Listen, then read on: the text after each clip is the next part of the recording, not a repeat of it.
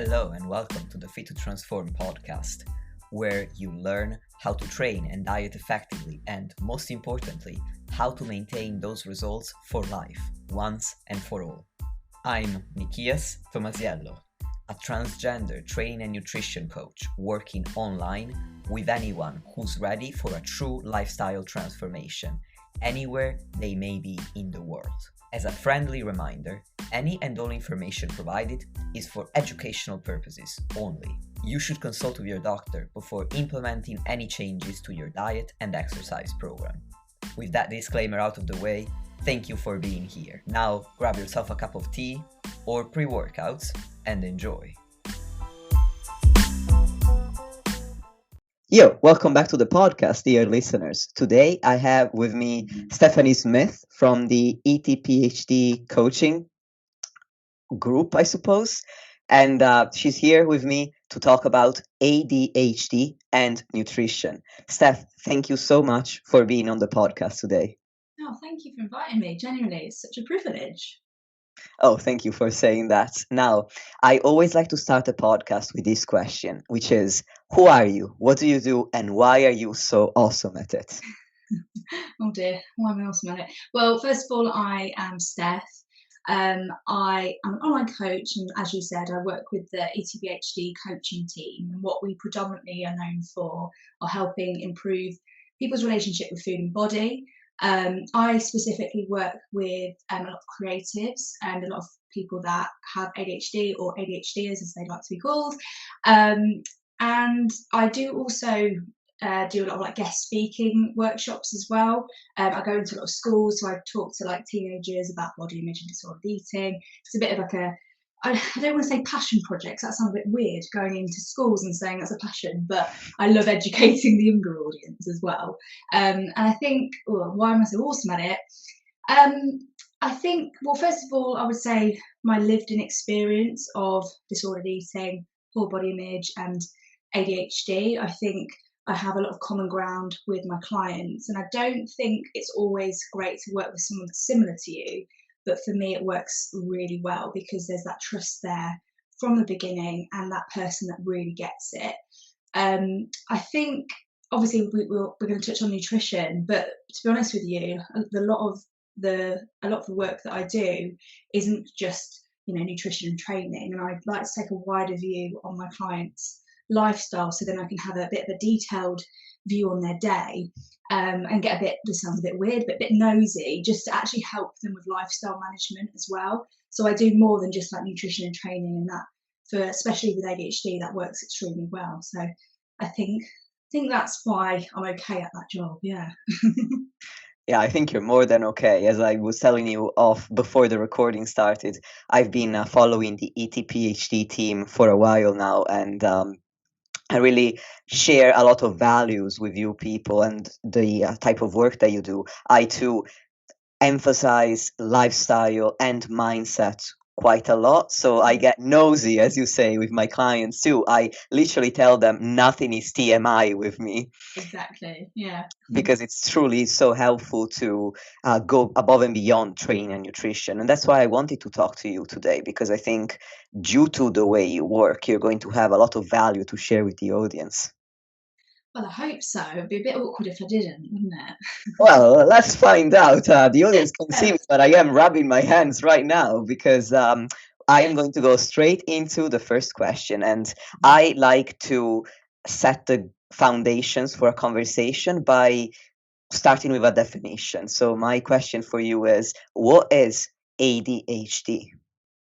Okay, so I would call it the clinical term, so this is as written in the DSM-5, is attention deficit hyperactive disorder. With that, there are 3 types to make it really complicated. So we've got inattentive type, we've got hyperactive / compulsive, impulsive, sorry. I keep saying compulsive because the next one combined, there we go. And that's the combination of both inattentive and hyperactive and impulsive. To make it even more confusing, there are also modifiers. So we've got mild, moderate and severe. So for example, you could have moderate inattentive type. What I would say is the medical description of it doesn't necessarily describe the experience of it. And when you get diagnosed with ADHD, or if you feel like you have ADHD, it's not something that you really want to say that you have, because if you think about it, attention deficit hyperactive disorder, it doesn't sound too good, does it? It kind of leads with the impairment, and something that I heard and learnt about when I did a bit of training into ADHD. A specialist called Edward Hallowell, who writes a lot of books on this topic, he goes by the VAST model, and that stands for variable attention stimulus traits. And he basically talks about it as like a spectrum of traits that will continue to change throughout different life periods and intensities. And I like that because it kind of looks at it as it reframes it as something that we can actually manage, rather than feeling like an inadequate human being, which a lot of people who have just been diagnosed often feel. So yeah, that I would say is what is ADHD. Yeah. Thank you for answering that. And I agree with you on that. I am neurotypical personally, and I feel that the original definition is almost a way to set people with ADHD apart from people without ADHD, as if having ADHD is an impairment, whereas the way I see it, it's a different neurological wiring. So it's different, it's not worse. Yeah, exactly. I think, you know what, I do feel a lot of people would agree and disagree with me here. So we function differently. Our brains are biologically different. No one will disagree with that bit. But some people would say it's a really life-threatening disorder. Like there's higher chances of like eating disorders for one, life-threatening disorders. But then there's another group of people that would think, like, actually, once I know how to harness my symptoms and actually support myself, I think my ADHD is a superpower. So there's like kind of two camps really, and I like to lean on the more positive side, but I don't think we should disregard the difficulties of ADHD. Oh, absolutely. Especially because, again, it was created to set, the original definition was created to set people apart, because people with ADHD are a minority, meaning that society is built for neurotypicals. So we can't discredit the fact that people with ADHD are going to struggle, because the world isn't built for them. It's built by neurotypicals for neurotypicals. Yeah, I agree. It is, unfortunately. So, of course, I didn't mean to say that I wanted to invalidate people's negative experiences with ADHD. But like you, I like to be optimistic. And that's why I have interviews like this, where I aim to empower people with knowledge so that they can feel more optimistic about their life. Yeah, exactly. And I think, just to add in before we get into it, especially for coaching and ADHD, there's a lot of research into obviously things like therapy and like CBT therapy, which are really great for ADHD or for most people with ADHD. But there's a lot of research in coaching and being really supportive. And I think that's worth saying, because a lot of people think that, that they can't be helped, or they don't really know what to do. And like I say, if you actually are working with someone that kind of quote unquote gets it, and then can take into the consideration of some of the symptoms that you may experience, but then help set you up so we can reduce that, actually we've got a really strong foundation to live optimally. And I do believe that. And obviously I work with people all the time that have ADHD, and obviously there's massive waves, we go up and we go down, but eventually they get to their outcome and they're able to do it themselves without coaching. I think I just want to say that, because there is like positivity here, and there is positivity to be found with coaching for sure. Thank you very much for saying that. I think it's going to give a lot of people a lot of hope. Now, you kind of answered my second question already by explaining the three types: impulsive, hyperactive, and combined with the modifiers, which I find interesting in that I think of it, you said that it's very complicated. I think of it this way. So the three types are like races in a role-playing game. So there's the wizard, there's the human, the elf, and the dwarf, right? And then the modifiers are the classes. So you can be a human wizard, or a human warrior, or a human archer. Oh, wow. That's cool. I like that. I might have to nick it. Yeah, you're welcome to use it. So, however, I would like to ask you to just get into a little bit more detail about what impulsive and hyperactive exactly mean and how they can manifest in a person, because they can seem like straightforward words that we use all the time, but obviously there are scientific definitions, and I think it would be good for everyone to be clear on what we're referring to. Yeah. Well, okay. Well, I'll first of all say that ADHD will present itself differently, whether you have the same type and modifier. It will present Okay. itself in child to adult. And I would say that people report like a sense of inner restlessness rather than like, this hyperactive year 3 boy in the classroom. Like there's that we've been told for years and years it's more of a male dominant thing or more of like a child boy thing. I will kind of overlap here because a lot of this is inattentive but also hyperactive impulsive. But I think what may be helpful is just to kind of see how it presents in most people. But this, this isn't everybody. But what I would say is you probably describe yourself as someone that feels all of the motivation, but then you like 1 minute, but then you may also experience like extreme burnout the next. You may find that you move in and out of like feeling quite regulated and then dysregulated, not just in the week, but actually in the day. So, for example, you may wake up feeling all right. You look at your phone, all of a sudden you feel quite overwhelmed. You've got loads of notifications. Then that results in decision fatigue. Then we start to like get on with the day, and then we're inspired by something, we feel creative, we feel curious, but then all of a sudden we feel overstimulated again. So we've almost got to manage it on a daily basis. So this is more inattentive. You may be easily distracted by your environment, which is quite an obvious one to say, but the one that's maybe not as obvious is you may be distracted by your own thoughts. So a lot of ADHD tendencies is anxiety and rumination and overthinking. You may struggle with time management and organisation, so that crosses over with inattentive and hyperactive impulsive. I would say this is a massive generalisation, but I tend to work with a lot of women, and I see that they kind of engage in like excessive overcommitting, like to the extent where they say yes to a lot of things, overcommit to a lot of tasks and responsibilities. And I kind of wanted to add on that again, this isn't fact, this is more like a Steph opinion, but I do think because of the internalized shame that we often feel, it's almost like we go out of our way every day to kind of prove ourselves to ourselves, but also to other people that we can function in this world. So I think that's why we say yes to a lot of things, and like I say, try to be like helpful and all of that. I would say for most types as well that you have a difficulty regulating your emotions, so leading to mood swings or outbursts, and a lot of the time ADHD gets misdiagnosed with bipolar as well. Mm-hmm. And one of the things that we spoke about this before we started recording, but it was because you very nicely asked me how I can, like how you can communicate with me. And one thing I kind of thought of is actually not necessarily due to like communication difficulties, although hearing audio can be quite hard for ADHD. Sometimes you like to see things written down, things like that. But one thing I struggle with is word retrieval and information retrieval. And I just really wanted to touch on that because when I looked into it, honestly, it felt like a massive hug, because often I kind of have gone through life thinking, yeah, I'm quite an educated person, I'm good at my job, I love my job and I feel capable.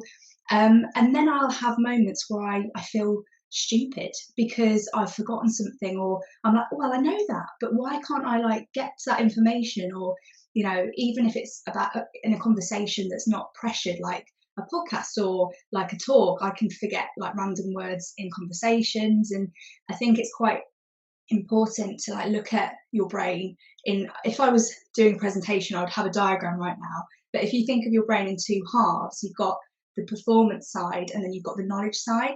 So a lot of the time, well, I say a lot of the time, most of the time with ADHD, we have problems in the frontal lobe where that's where executive function is housed.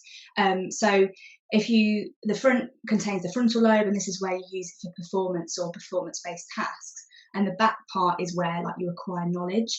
So, like I say, our brain is biologically different, and ADHDers have a performance disorder, and it has nothing to do with skills.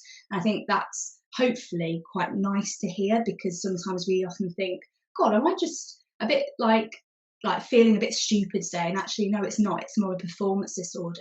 And unfortunately, you may experience brain fog here and there and things like that. But like, I think knowing that biologically your brain is doing that can make you kind of, it depersonalizes it a little bit, and I think you're able to be a bit more compassionate with yourself.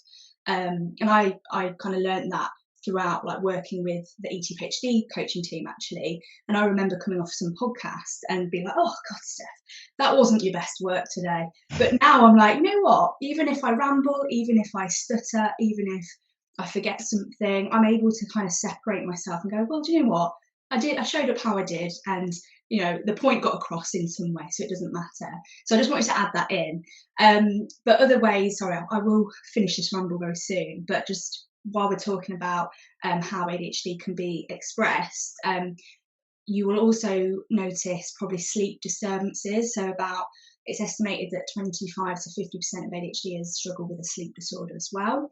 And then more subtle behaviours is being like a people pleaser, hyper-focusing on rejection or perceived rejection, and other things. And I think this is, I would say both, like inattentive and hyperactive, but they kind of adopt self-monitoring behaviours. So you place quite high expectations on yourself, like perfectionism, and often have a strong inner critic, and you like really intense feelings. I don't think people really truly get it when you talk about it, but if someone's listening to this and is interested in this, I definitely look up rejection sensitivity.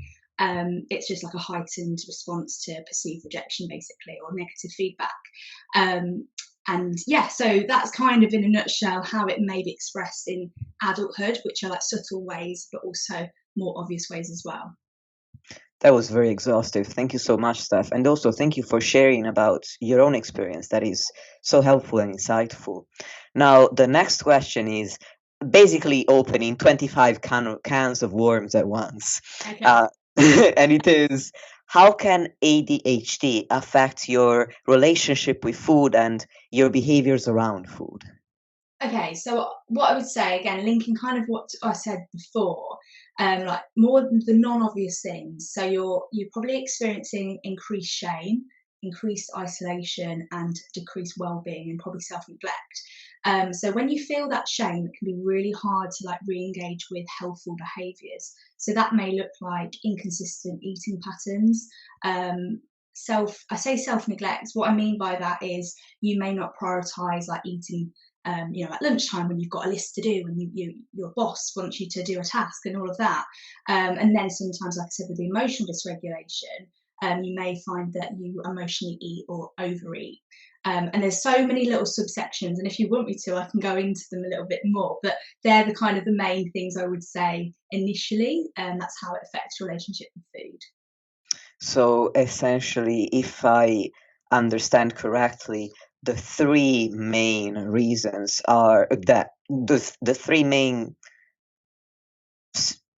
scenarios that are connect ADHD to your relationship with food and behaviors would be a scenario where you feel shame, a scenario where you engage in self-neglect, and a scenario of emotional dysregulation. Is that right? Yeah, and I would add like executive dysfunction in there as well. So, like that planning and forethought going into meals, which often a lot of like neurotypical people can just go to the shop, walk around, get what they need, go home and make that dinner. Whereas a lot of people with ADHD really struggle with like what I call simple tasks, and that, without that sounding very offensive, but we tend to be quite good at like very unconventional things and hard things. But what we struggle with is like that day-to-day management, like planning and forethought into food and time management and all of that. So that obviously will affect like eating patterns potentially as well.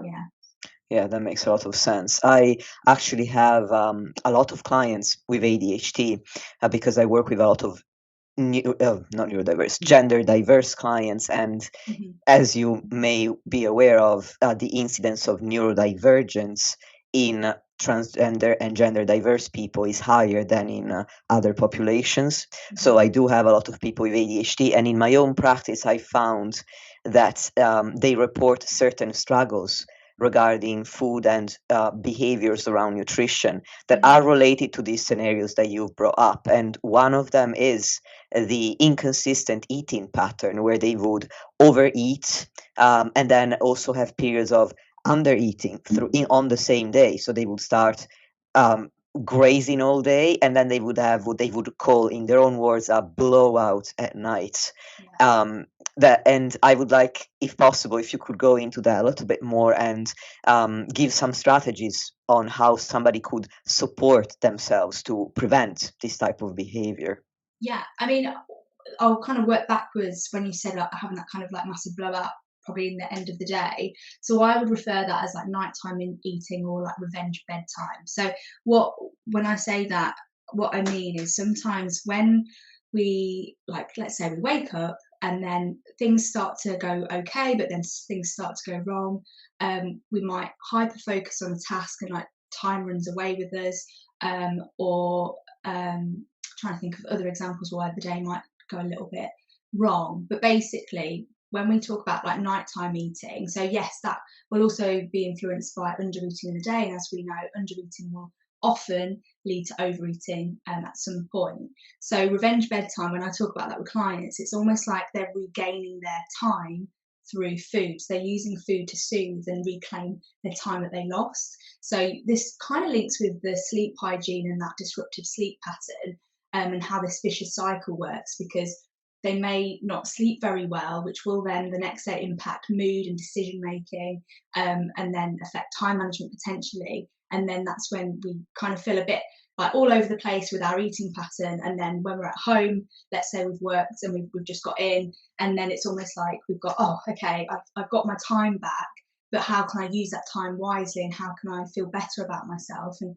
as we know, a lot of emotional eaters try to serve a need through food, whether that's soothing through food or whatever. So what I would say in that scenario is I would look at having a wind up routine and a wind down routine. So obviously on Instagram, I say obviously, like on Instagram, what we tend to see is like these incredible morning routines, and it often like involves a green juice and I don't know, like yoga of some sort. But your morning routine is specific to you and your needs. So it might be as simple as your alarm goes off, and instead of snoozing, we're going to get up straight away. It's your deadline. We're going to get up and we're going to make a hot drink. Let's say you love coffee. Let's have that coffee, but you give yourself 15 minutes to enjoy your coffee. Maybe instead of coffee, or you have water, and maybe you take a walk around the block, but you start the day how you would like to start the day, and it's almost like your sacred time, and you start the day on your terms. Then that often helps kind of trampoline into other tasks, like if you work from home, or getting you into a better flow state when you're at work. And like I say, it basically starts you well. And then what we need to do in the evening, because we tend to be naturally overstimulated, and even by conversations late at night or reading something. I mean, Netflix is an obvious one, like watching a criminal thriller. That's going to probably keep you up, and this pent up energy. So you want to look at some sort of cool down activities to help you feel a little bit calmer. And again, that will look very different to a lot of people. It might involve a bit of stretching. It may involve like sensory, like putting on a candle, changing the lighting, not looking at the phone, do not disturb mode. And so having something to to have at the start and the end of the day can really help with nighttime eating. So that's what I would say for that. But what I would want to say when it comes to inconsistent eating patterns, and probably an obvious one that I've not even spoken about yet, is you may have a lack of appetite actually due to taking medication. So the Mhm. primarily work by increasing the levels of like certain neurotransmitters in the brain, like dopamine, which help improve focus and self-control. But with that, it dulls our levels of interoception, so things like hunger and fullness. So what I would say is, even if you feel like, oh, I'm not hungry for this, but almost like parenting yourself and going, well, the reason I'm taking these medications is to help improve my symptoms. Now, if I'm going to not eat, I'm actually not going to be supporting my medication. So it's almost like that parent talk that you have in your brain where you go, right, not that hungry, but I'm going to at least meet myself halfway. I might not have the whole bowl, the whole plate, or have a meal at this point, but I'm going to have a snack, and a substantial one, just to make sure that I've got something in my system.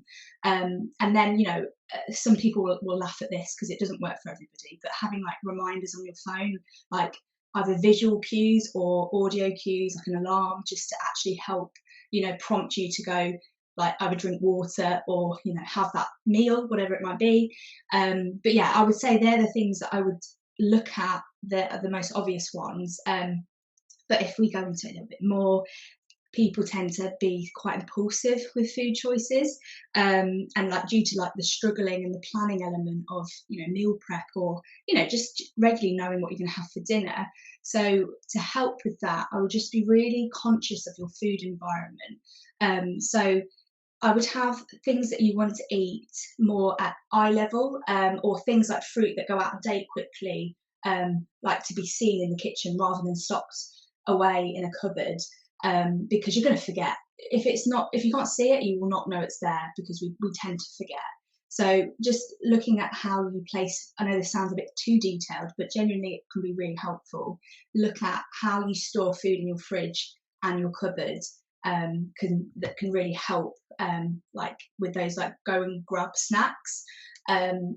So I would say that when it comes to impulsivity, and I would also talk about like stimming with food, which I don't think people talk about a lot. So stimming is a way that we tend to, this is kind of linked to autism as well, but it's a way that we self-soothe, self-regulate, and also self-express. And sometimes stimming behaviours can be very disruptive, like hair pulling, for example. But we actually tend to stim with food, so that's when we feel quite bored and we'll end up snacking. So it's kind of similar to emotional eating, but we're kind of doing it almost out of habit, and like to do something with our hands, just to get a bit of feedback. I know we call that stimming with food as well. So having like, whether it's like, again, people may laugh at this, but like a fidget toy, or having those go-to snacks where, like, for example, grapes or apples, where you don't mind overeating on them, because they're foods that you typically don't necessarily overeat on. So things like that, just it's more considerations around these symptoms rather than rules. That's what I'd like to say as well, because I don't want anyone feeling like they have to eat grapes, for example, all day long. No, that makes a lot of sense. And thank you for explaining all of that. You covered some of the other common concerns that I found that my clients have, like the appetite dysregulation, the impulsivity. I just want to ask for clarification. I think you implied it, but I could be wrong. That's why I'm going to ask. But when you were talking about not necessarily being hungry, but wanting to support yourself by meeting yourself halfway, maybe having something small and having alarms to remind yourself, to give yourself cues to eat, would you then recommend somebody to have a regular eating pattern throughout the day? Yeah, I think I've listened to actually quite a few podcasts on this with ADHD dietitians, and I question their advice. I remember one ADHD, she might not have been a dietitian actually. She may have been an ADHD coach, but she actually spoke about fasting. Now, I don't think, like, I've got no like real opinion on fasting. If it works, cool. If it doesn't, like, that's normally the case. But I would say for ADHD, if I was to work with you, I wouldn't be recommending like you don't eat until a certain time. Like, I would actually advise that we want to make sure we've got breakfast in our system, whether it's a smoothie at this point, that's fine.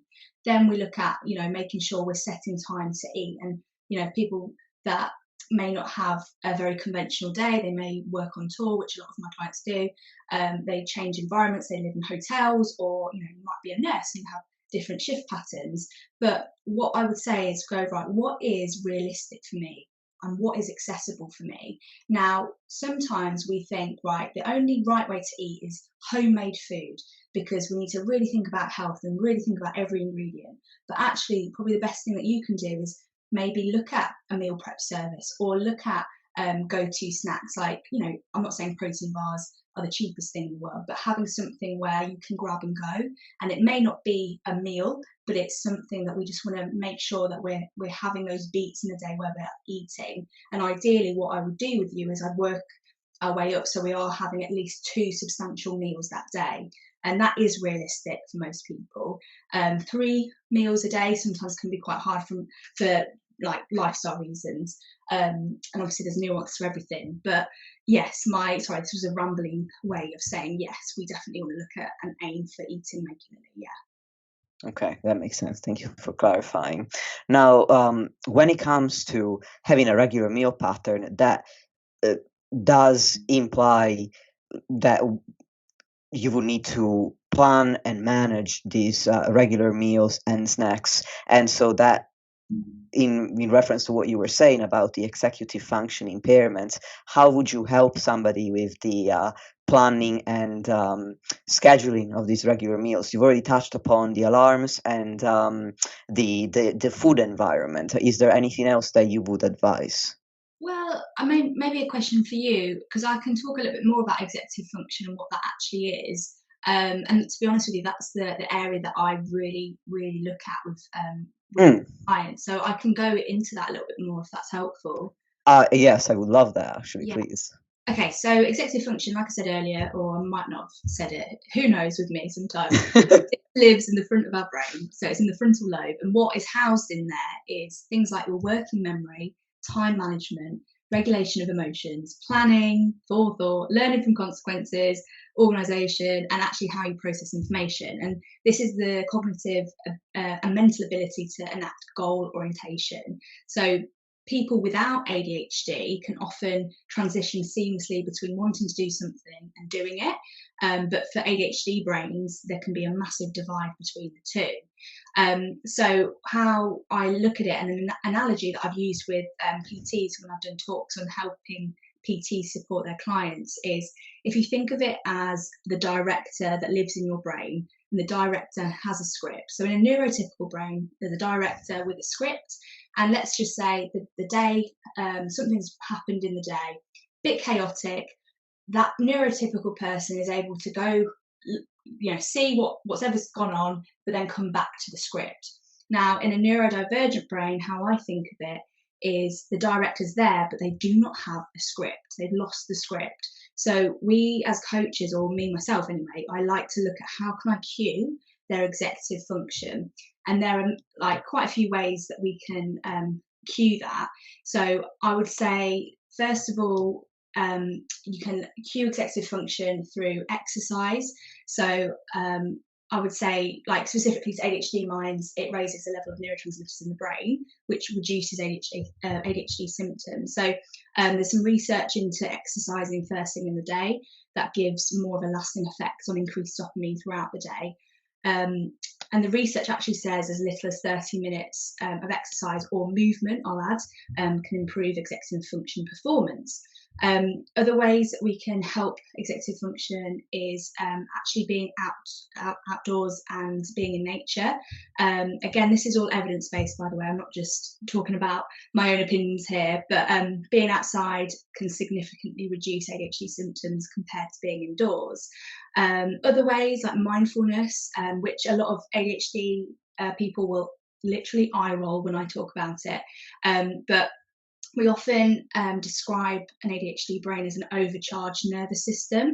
So ways that we can actually incorporate mindfulness might not necessarily be your standard meditation, sitting down for 30 minutes and meditating. It might be that you're doing a walk in mindfulness, or you're doing painting, and it's an informal mindfulness where your creative brain is still being switched on while doing something that kind of helps calm you down.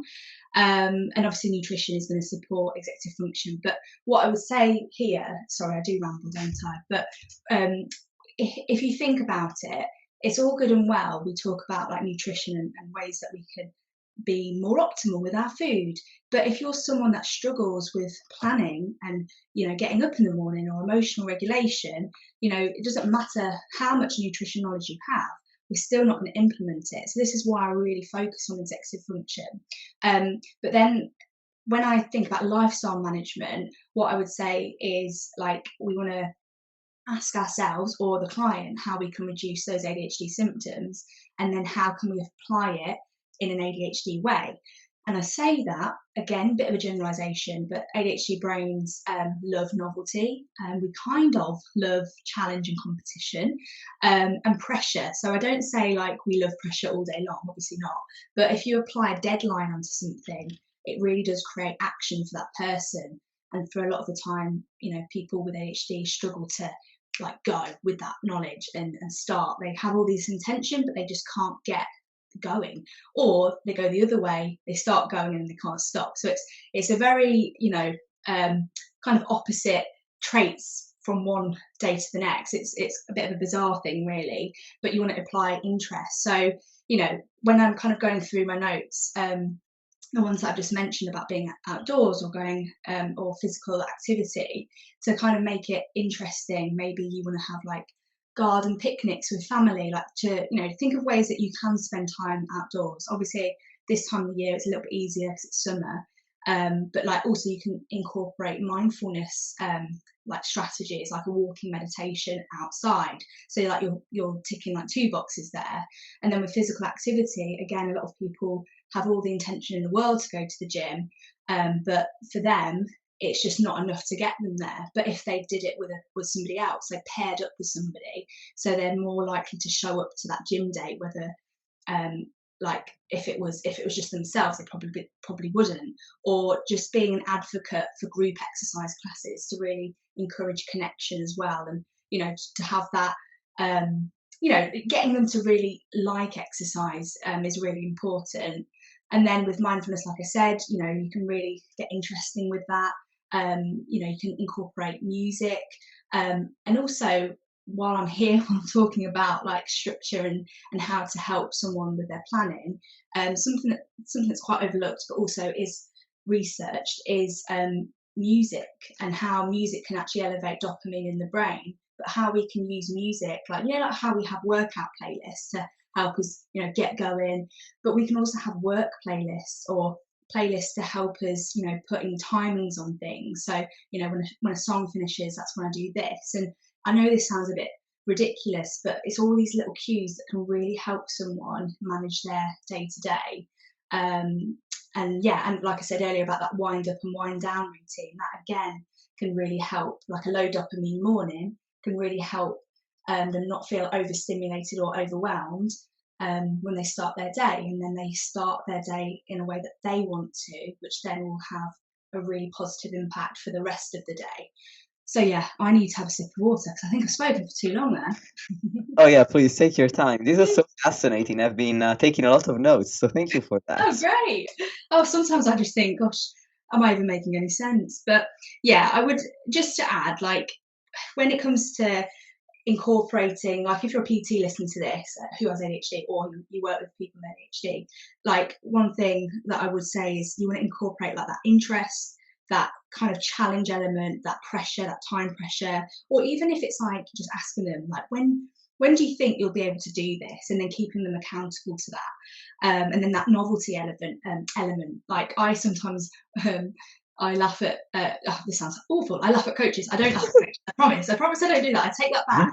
But I sometimes, like how some coaches are like, we want to do a strength cycle and we want to add progressive overload. I'm like, yeah, cool. We definitely would like to do that. But for my client, they're going to get bored very quickly. So I might change up their 12-week cycle, and it may be like a 4-week cycle, and I'll change it. And we still work on the same muscle groups, but I'll change the exercise just to incorporate that novelty, which will then lead them to go to the gym. So you have to, it's not necessarily like putting an ADHD person in the box and completely giving them different rules. It's just making those little adjustments and little considerations just to create that action, which is the biggest part of what they struggle with. And that's probably why they've gone to me or another coach to help them with. Yeah, it makes a lot of sense. And in the end, it's no different than what I would do with literally anyone, ADHD or not, because every person is different. So, yes, there are certain principles that we want to follow when writing a training program or advising somebody around nutrition, but you're also hopefully going to ask them what their preferences are. Exactly. Like some people might say, I really like HIIT. And I'm like, okay, that's great. We also want to make sure we incorporate this, but as a professional and as a coach, you can, add things that they like within things that they need as well. So, it's just those little tweaks that you do, which you would do with anybody. Excellent. Thank you for that. So you already touched on this by stating that medication can reduce your appetite. Are there other ways in which ADHD medication can affect food behaviors and your relationship with food in general? I think not that springs to mind. I'm sure there is, but I would say the timing of medication dosages, Mm, like meal patterns. So, for instance, if you're someone that takes it in the morning, which is obviously like a more common time to take it, you might not feel hungry for breakfast. And then, as we said earlier, we delay breakfast, then it goes into lunch, and then all of a sudden we're overeating in the evening. It may actually also impact like food choices. So you may find that you prefer foods that are easy to consume quickly, and have like a stimulating effect, maybe, such as like sugary snacks or like carbohydrates. So that might impact like overall dietary choices and potentially to preference of like carbohydrates or preference of certain foods. So yeah, I guess there are other sort of considerations as well around medication. no, that makes sense, though. Thank you. Um, Now, speaking of food choices, actually, I was wondering, is there a dietary pattern that you would advise to people with ADHD? Um, if we were to talk about like a style or a strategy, like a Mediterranean diet is Yes. a great one, I would admit. Mm, I think because again, this is a question I get asked a lot about specifically ADHD and nutrition. Like what should we be eating? And I think I would say there's definitely like I've been talking about the whole time. There's considerations, of course, but we don't want to be like this is an ADHD diet because that can be really misleading. But foods that I would probably try to incorporate more are um, like high protein foods that also are quite that contain like omega-3. So like things like salmon, trout. Like if you like walnuts, it's a bit of a random food, but that contains that as well. But I say that because people with ADHD have significantly lower levels of omega-3 fatty acids in the blood. Um, mhm. Without. And I know you spoke about, or sorry, no, you didn't speak about it, but you asked me as well about like supplement recommendations. And I was just thinking actually a way that you could add that to food. So one of the things I would say is like zinc. Again, with a lot of supplements, I would make sure you're checking with a GP just in case it interacts with any of the medication, or maybe a dietitian. That's not really my scope of practice, but it's definitely something I'd look into. Basically, there's a recent study that suggests that individuals with ADHD have significantly lower levels of zinc, and zinc is involved in like the neurotransmitter function for like cognitive function. So food sources of that are like whole grains, milk products, like that. So kind of similar foods actually. So they're the things I would say, and obviously having like protein within your meals, obviously your veg and your fiber. Yeah, there's no like ADHD diet, but there's definitely foods like I would lean towards. Like if I was in a restaurant, I'm like, oh, I've not cooked salmon or fish. And I guess obviously, what you want to make sure is if you're vegetarian or vegan, and that I guess that can sometimes interfere. So you want to be quite probably have a little bit more of a look into your diet to make sure that you're getting as much nutrients as you can from what you're taking. And something that happens whether you're vegan or vegetarian or not is actually people like neurodivergent people tend to be picky eaters. So maybe having a multivitamin actually can be quite helpful, just to ensure that you're getting those sufficient nutrients in your diet. I see. So if I understand it correctly, you would advise foods rich in omega-3s and zinc, Mm-hmm. and then as a supplement, potentially a multivitamin to account for the fact that many people who are neurodivergent are picky eaters. Yeah, again, like it's quite a generalization to say that, but yes. I would say have that if you are someone that would describe yourself as a picky eater. That makes sense. Would you suggest supplementing with omega-3 fatty acids as well, considering that many people don't, especially picky eaters, don't tend to have salmon as their favorite food?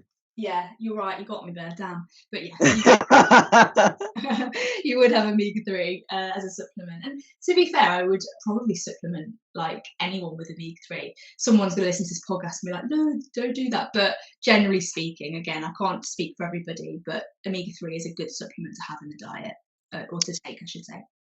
I would agree with that. I am hopefully soon to become an MNU certified nutritionist, and all the evidence that we've been studying on the course points to the fact that omega-3s are kind of a wonder supplement for many populations. Exactly. Thank you for clarifying that. So we're coming to the end of the podcast now, and one question that I got from a client of mine on Instagram, actually, he's going to become a registered dietitian very soon. So good luck, buddy, if you're listening. And he wanted to know, as a soon-to-be health professional, how can we better educate health professionals on the nutritional implications of ADHD, in your opinion, Steph? So opinion led, so this is like just me just saying what I think based on my own experience and based on working with ADHDers. I would say we want to, like I touched on earlier, we want to touch on like how we can help support their lifestyle. So that doesn't always look like nutrition, but it will support their nutrition. So I would, first of all, I would remember, say if you're working with someone has ADHD, remember, like, it's not a lack of motivation, it's a dysregulation of motivation. So helping your client like reframe their diagnosis, like I said at the start of the podcast, like looking at it as a spectrum of traits that continue to change, and we want to sort of anticipate and normalize it. So we want to like normalize the difficulties but emphasize like curiosity and acceptance. And I think what I like to picture and how I like to say it with clients, if you think of, on one end you've got acceptance and on one end you've got change, I believe you can't really accept yourself without a bit of change. You can't fully change without accepting yourself. So really it's that mindset sort of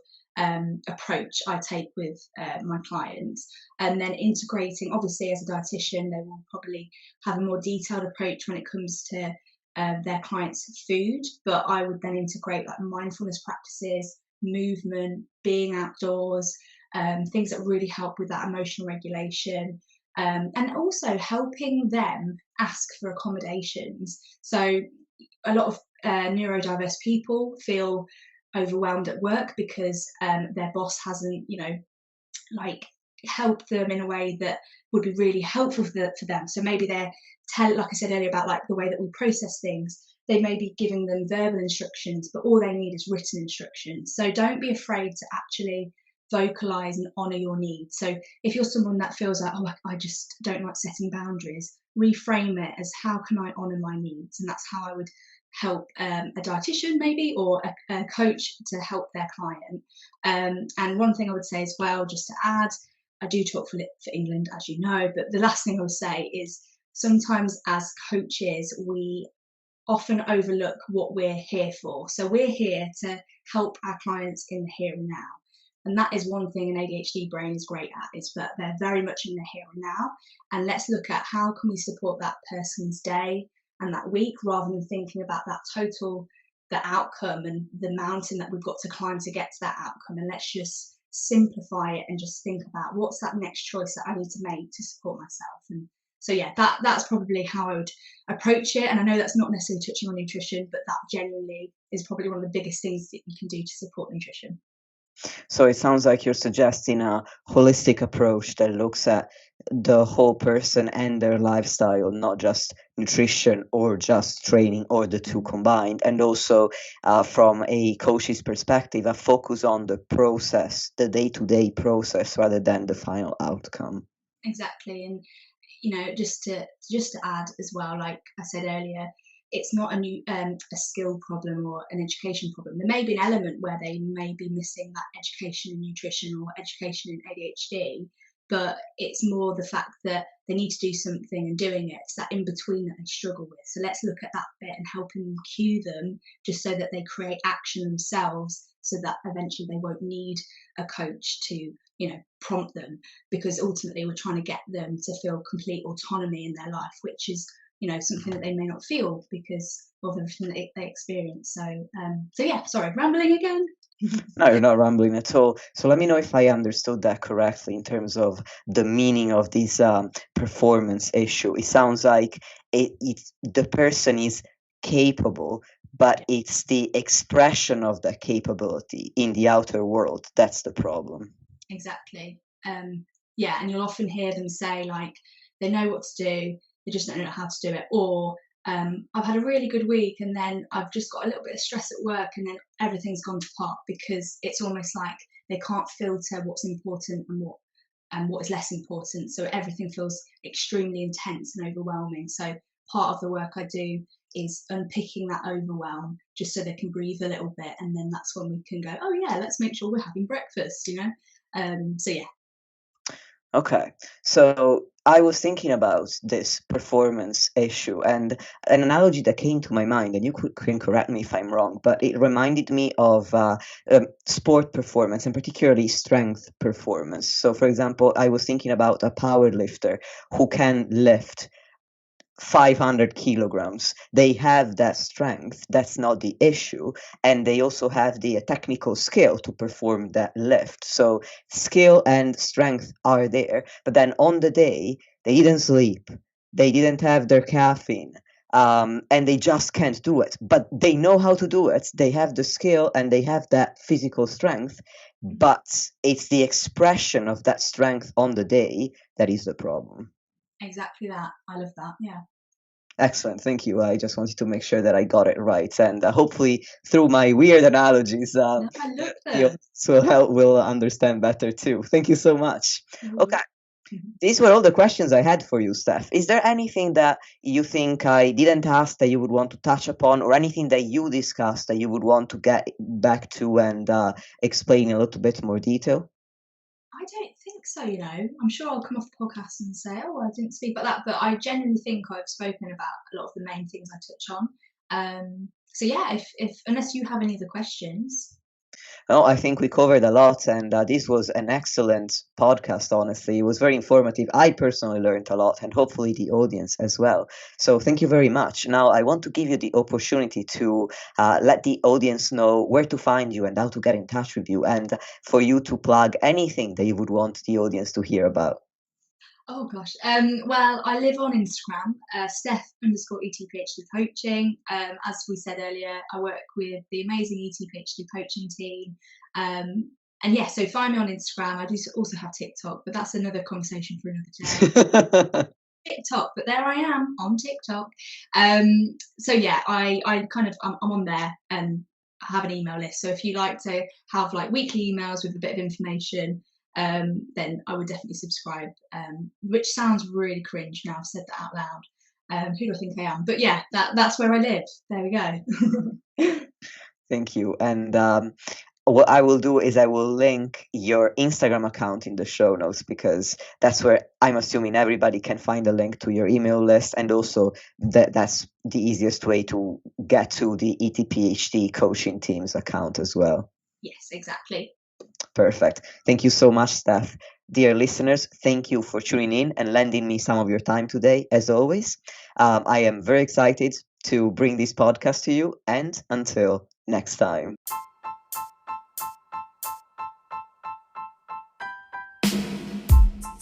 Lastly, if you want to support the podcast and help me reach more people, please leave a 5-star rating or review on any podcast platform that you're using. Thank you very much for listening, and I'll speak to you soon.